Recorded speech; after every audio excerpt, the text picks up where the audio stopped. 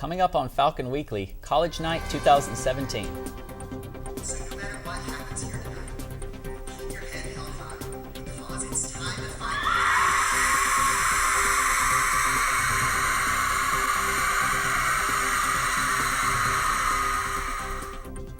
This year's homecoming ends with a GV. We've got an in-studio interview with Gold Site leader Amanda Swift. Check your refrigerators. Sargento is recalling several of its cheeses. Find out which ones and why. Love doesn't cost a thing except on Valentine's Day. Find out how much Americans are projected to spend this Valentine's Day and why people here in Alabama may not have to spend any money at all. And from Beyonce's Baby Bump to a star-studded tribute to the Bee Gees and Bruno Mars's high-energy tribute to Prince, the 59th Grammy Awards was a night of big performances, big wins, and moments that will go down in music history. Falcon Weekly starts right now.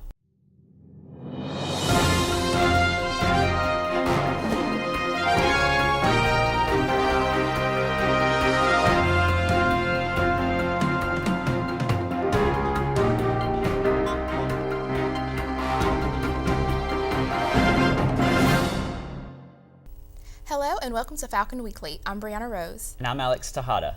Thanks so much for joining us. College Night wrapped up Saturday night. Congratulations to Gold Site on this year's College Night win. Here's a look at both productions.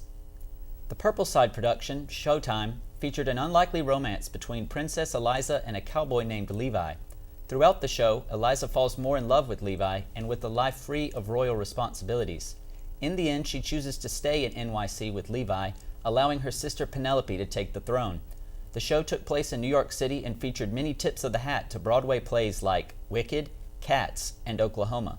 Showtime was written by Purple Side leader Elia McCutcheon and directed by Chris Patillo and Dakota Patrick. The Gold Site put a twist on the classic Robin Hood tale with their show, A Very Naughty Musical. The show portrayed Robin Hood as a man more interested in the ladies than in lending a helping hand to the poor. After the sheriff of Nottingham dupes gullible Prince John into raising taxes, it's up to Maid Marian to sneak out of the castle and tell Robin Hood about the tax hike. Robin plans to save the people of Nottingham by outing Prince John from power, but Marian discovers that it was the sheriff's plan all along. She's eventually able to out the sheriff as the true villain of the play, and Prince John rewards her by naming her as the new sheriff of Nottingham. A Very Naughty Musical was written by Ryan Howard and directed by Alex Belly. This year's GV marks the 47th win for the Golds. Earlier this afternoon, Gold Side leader Amanda Swift stopped by to talk about the Golds' homecoming victory. Take a look. Well, thank you so much for joining us, Amanda. You're so welcome. So, tell me, what was your focus this year as leader to bounce back from last year's loss?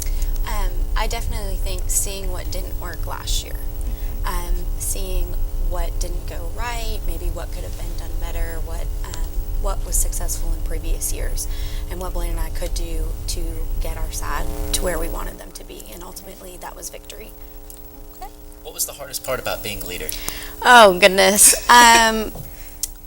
For me personally, one of the hardest parts was knowing that there were people out there that didn't want you to be successful. It's pretty hard to lead a lot of people, hundreds and hundreds of people, and knowing that there were people out there that didn't want you to win. That was very hard for me personally. Okay. And so how did it feel standing on stage and hearing your catchphrase? Like, what was going through your mind at the moment? It was unreal, absolutely unreal. There's no way to describe it.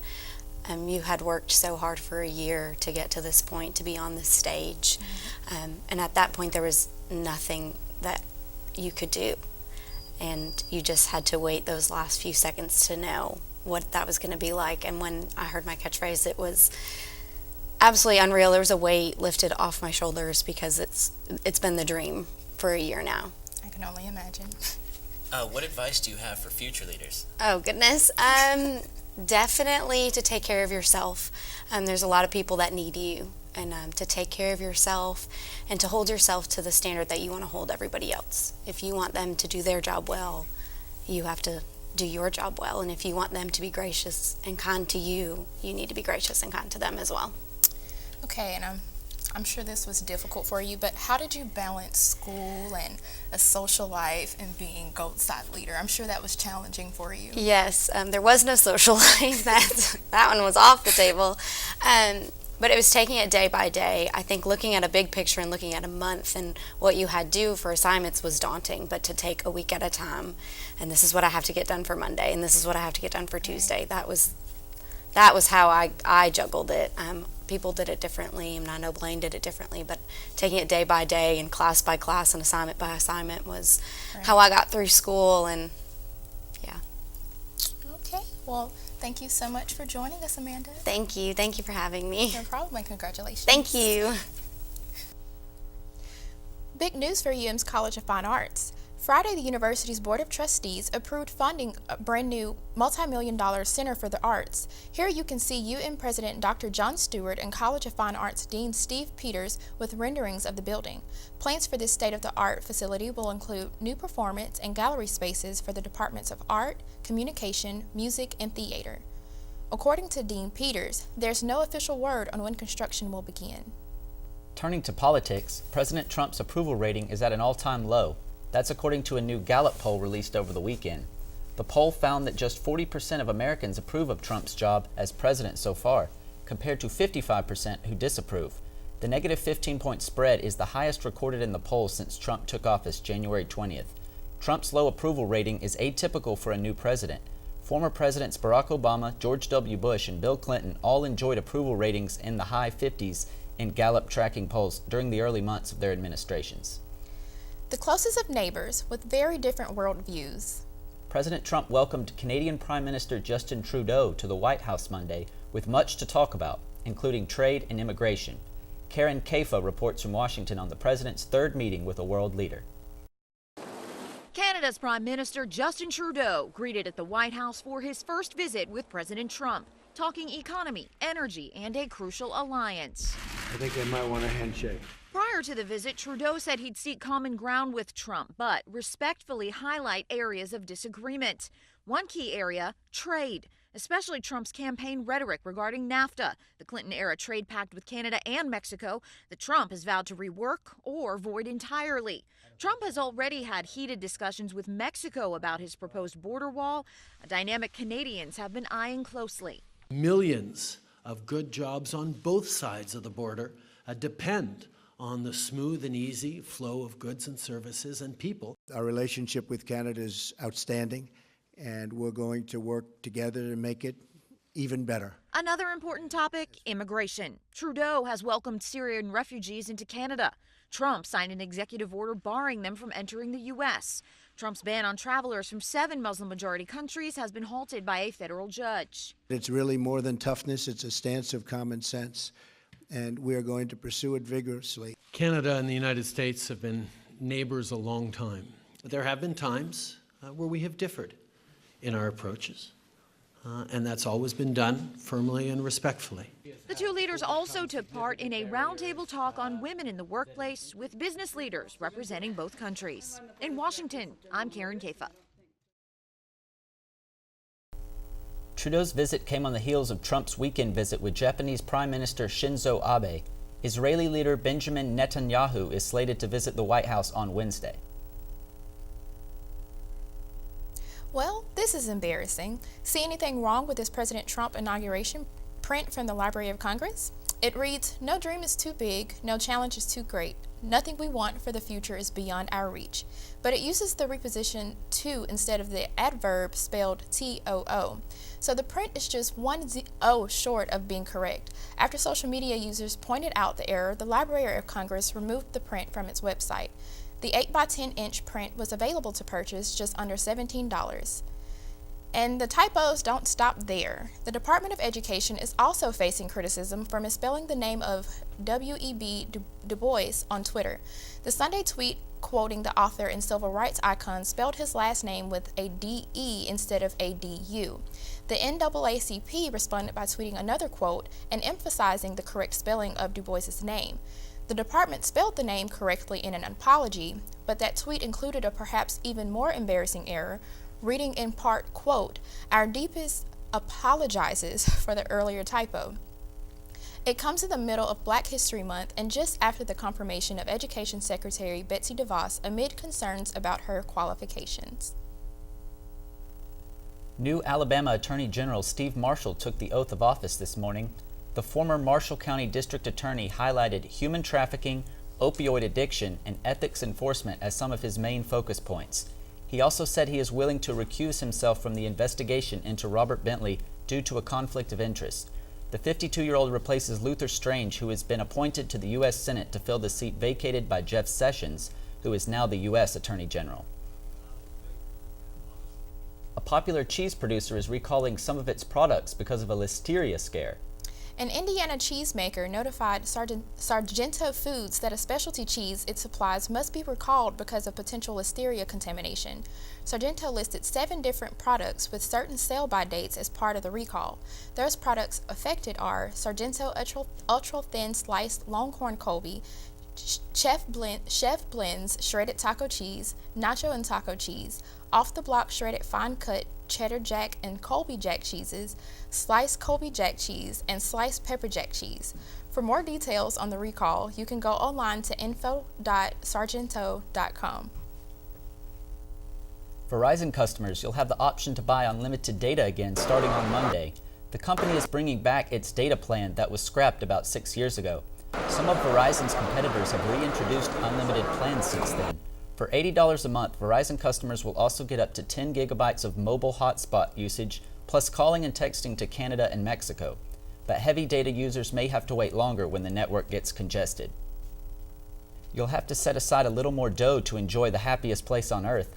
Tickets for Disney's U.S. parks got more expensive on Sunday. Single-day passes to the Magic Kingdom will cost up to $5 extra, with top tickets going for $124. You'll have to pay up to $869 for annual passes at Walt Disney World in Florida, an increase of up to $40. Premium parking will set you back $5 extra, so best parking spots will cost $40. But Disney says it still offers a great deal for the money compared to other family forms of entertainment, such as concert and football games. It's a lover's holiday, and apparently people go all out. $18.2 billion. That's how much the National Retail Federation projects U.S. consumers will spend on their Valentines this year. The NRF says over $4 billion of that will be spent on jewelry alone, with another $2 billion on flowers. Consumers are also expected to spend on cards, clothes, and overall nice evening out on February 14th. The average consumer will shell out about $136.57 this year. And if you live in the state of Alabama, you may not be spending too much money this Valentine's Day. According to Wallet Hub, Alabama is at the top of the list when it comes to the worst states to live while single. Turning to entertainment headlines, Sunday night's Grammy Awards broadcast was filled with amazing performances and memorable moments. But in the end, it came down to 2 superstars. David Daniel has the story.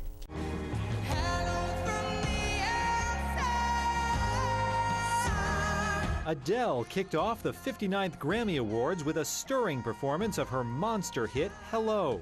An hour later, Beyoncé, pregnant with twins, wowed the crowd with a jaw-dropping 9-minute medley celebrating motherhood.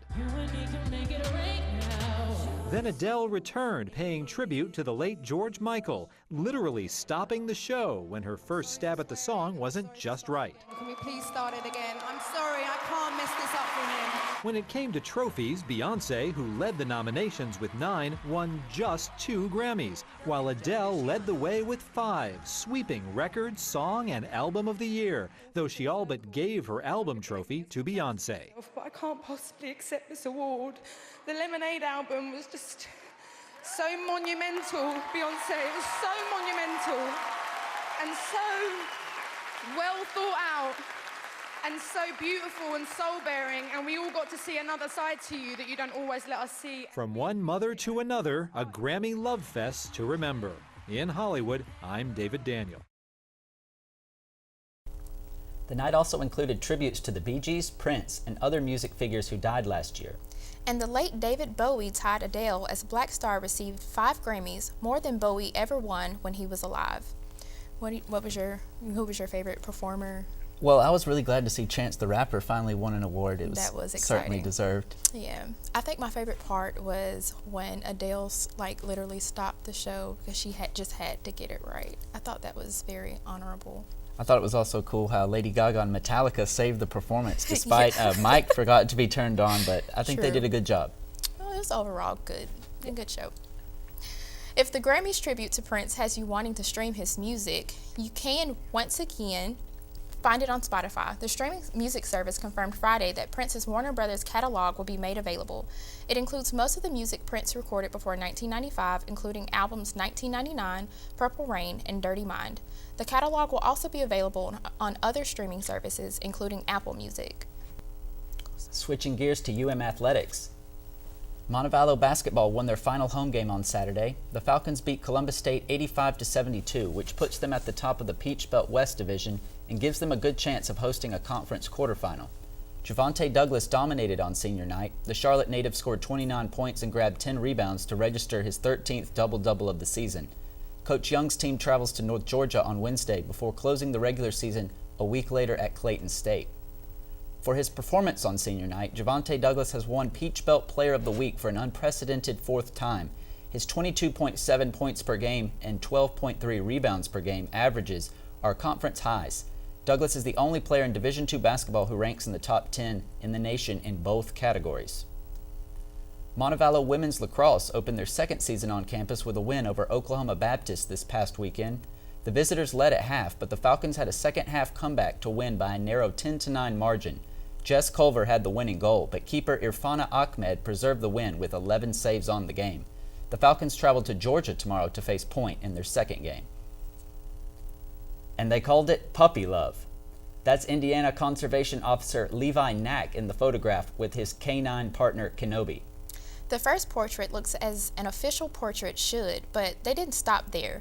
The other two were captured as Kenobi showed his partner some love. Kenobi is cute, but make no mistake, he is a trained canine. He tracks people and locates a variety of objects ranging from venison to ginseng. But he wasn't focused on his work during the photos, just his favorite partner. And talk about a lucky dog. A two-legged puppy is learning to walk after being rescued from a garbage can. Cupid was found tied up in a bag and thrown away behind a Toronto building. A man rescued him and took him to a shelter. Now Cupid is learning to walk with prosthetic front legs. He's training with special attachments that look like skis. Cupid is expected to be available for adoption by the end of February. The shelter says they named him Cupid because he's stealing hearts everywhere. Just in time for Valentine's Day, right? Remember, there's more news online 24/7. Just search for Falcon Weekly on Facebook, Twitter, and Instagram to see more stories and news updates throughout the week. And that's all the time we have for this week's show. Thank you so much for joining us. For more news from MassCom student reporters, be sure to check out the Falcon News Network blog. The website address is on your screen. Have a happy Valentine's Day, and we'll see you again next week.